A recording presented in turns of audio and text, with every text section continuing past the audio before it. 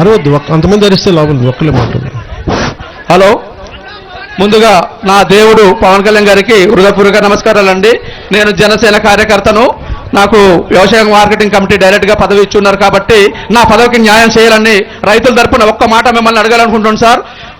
ఈ మధ్య కాలంలో మాకు కాపీలు, మిరియాలు, పసుపు పంట బాగా పండింది సార్. మీ దయ వల్ల బల్లవ్ గారు గ్రామంలో నువ్వు అలాగే అంత కోపంగా మాట్లాడు, ప్రశాంతంగా sir. Okay sir, thank you sir. ప్రశాంతంగా మాట్లాడు సార్. మేము ఎంతో కష్టపడి, నీ కోపానికి మైక్ కూడా పనిచేయట్లా. హలో సార్, ఎంతో కష్టపడి పంటలు పండిస్తున్నాం సార్. అయితే ఒక్క మాట రైతులందరూ కూడా బాగా వినండి సార్. మేము వెళ్ళిన తర్వాత ఉదాహరణకు ఒక బస్తా 50 కేజీలు తూగుతుంది సార్. 50 కేజీలు తూగితే